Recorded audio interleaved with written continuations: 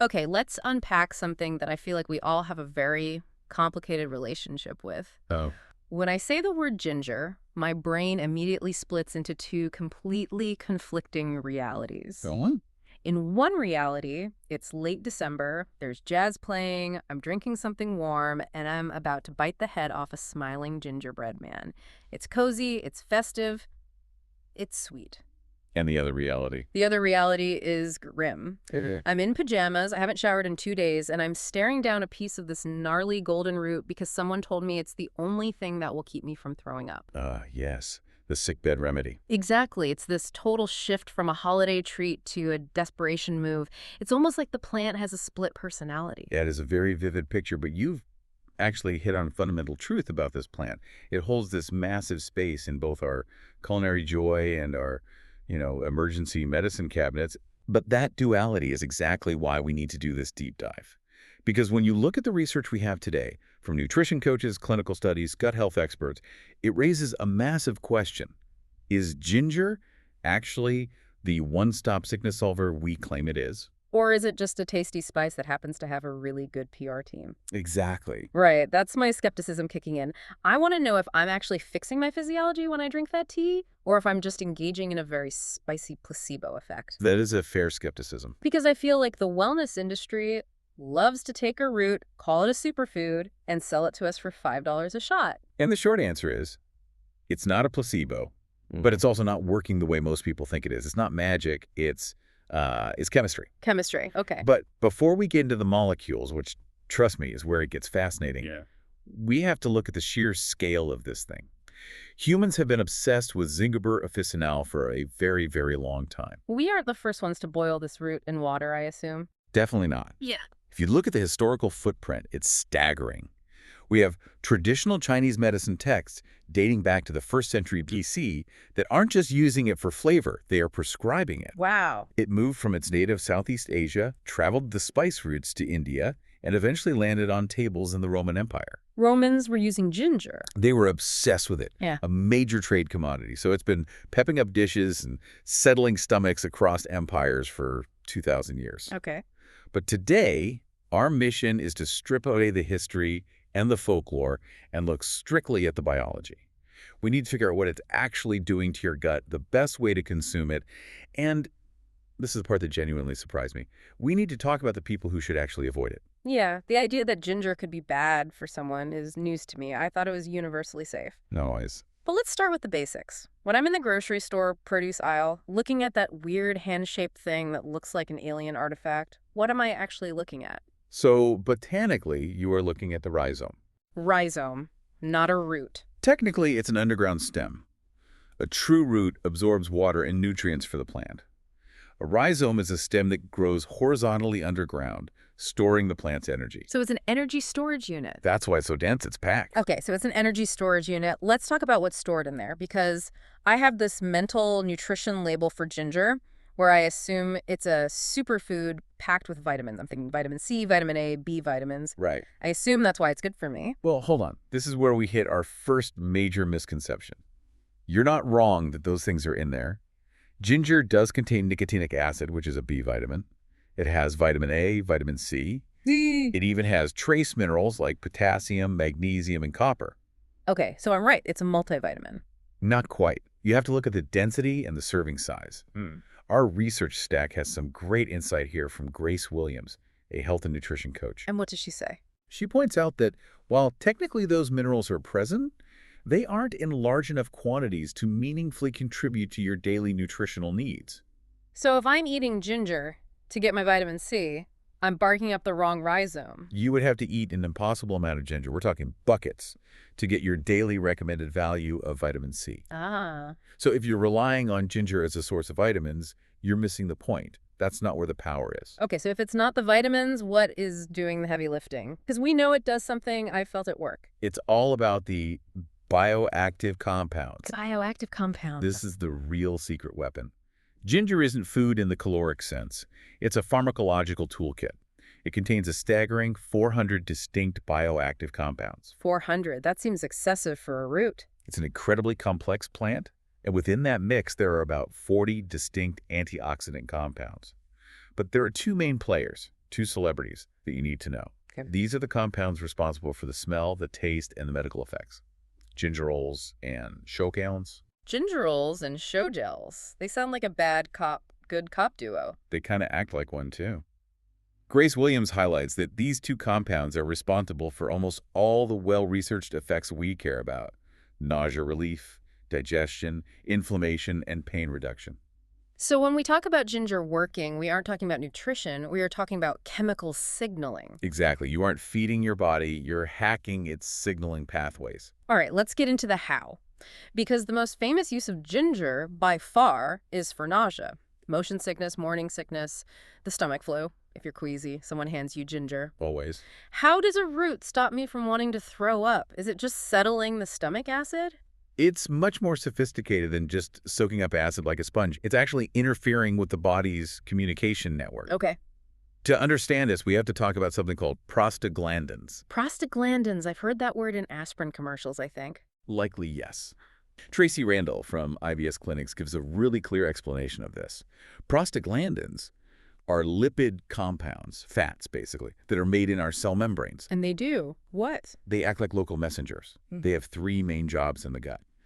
They regulate inflammation, they control the protective mucus lining, and crucially for us, they control muscle contractions. Muscle contractions, meaning the physical squeezing of the stomach. Exactly. When you get a stomach bug, or you have food poisoning, or even menstrual cramps, your body produces a surge of prostaglandins. Okay. These messengers tell the muscles to contract violently and tell the nerves to signal pain and ejection. So the nausea and the cramping are basically the prostaglandins yelling, "Emergency! Evacuate!" Precisely. It's Yeah. an inflammatory cascade. And this is where ginger comes in. Those bioactives, the gingerols and shogaols, effectively block the production of these specific prostaglandins. They cut the line of communication. It's literally muting the signal. It's turning down the volume on the vomit now command. It inhibits the enzymes that create these prostaglandins. That's why it works for menstrual cramps too. It's the exact same mechanism. Less prostaglandins means less cramping. But wait, I see a contradiction here. You're saying it stops muscle contractions to stop cramping. But isn't digestion about movement? If I have indigestion, I want things to move, right? Doesn't stopping the contractions make me bloated? That is the ginger paradox, Yeah. referenced in the title of our deep dive. And this is where it gets really interesting. Okay. While ginger blocks the spasmodic contractions that cause pain and vomiting, it actually stimulates a different kind of movement called gastric motility.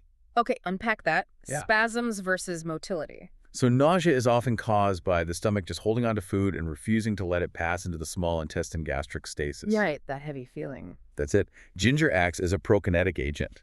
It actually targets serotonin receptors in the gut to tell the stomach, open the exit doors, move the food down into the small intestine. So it stops the up and out vomiting spasm Right. and encourages the down and out digestion flow. The perfect 1-2 punch. It calms the storm while clearing the traffic jam. That is incredibly efficient. It's like a traffic cop for the gut. That's a great way to put it. Okay, so we've established that the bioactives, the gingerols and shogaols, are the real deal. But now I need to know how to get them into my body. Because there are a million ways to buy ginger now. So many. I usually just buy the dried powder because it sits in my cabinet forever. Is that a mistake? Should I be buying the fresh root?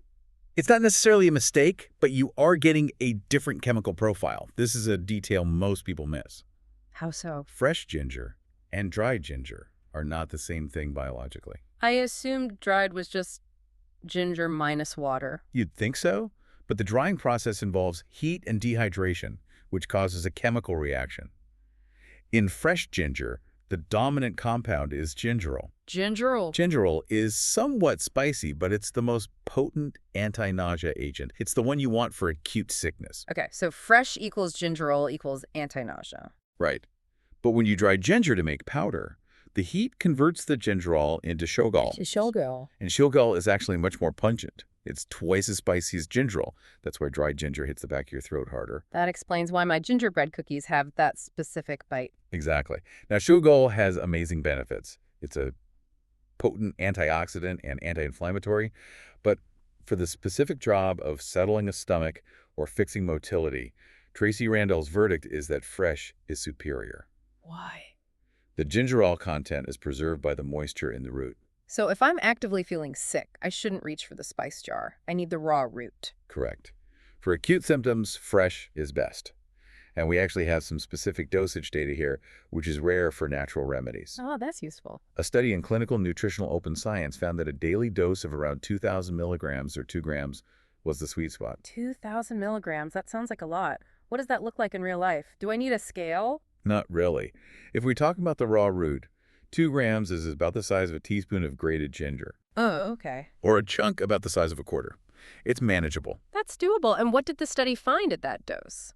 It showed it helped improve several digestive problems, but also pointed to broader benefits, like reducing colorectal cancer risk and protecting against stomach ulcers. Now, practically speaking, if I have this root, how do I take it? Do I just chew on the raw chunk? Because Yeah. that sounds intense. You could, but that's going to be a very spicy experience. The source suggests a very simple method. You just peel that small chunk, slice it or grate it, and steep it in hot water. Just ginger and water. No tea bag. Just ginger and water. The hot water extracts the gingerols directly. It's the fastest delivery system because the liquid hits your stomach lining immediately.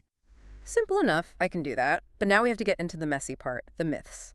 Because every time I get a cold or the flu or even during the height of the COVID waves, everyone and their mother was drinking gallons of ginger tea. The belief is that it kills the virus. This is where we need a serious reality check. Ginger is fantastic for symptoms. Symptom. It is anti-inflammatory, so it can soothe the sore throat. It's warming, which helps with chills. And as we discussed, it stops the nausea that might come with a flu. But, and this is a big but, there are no human trials showing that ginger prevents or cures colds, flu, RSV, or COVID-19. So it's not an antiviral shield. It's not killing the bug. No, Hey. it is not an antibiotic for viruses.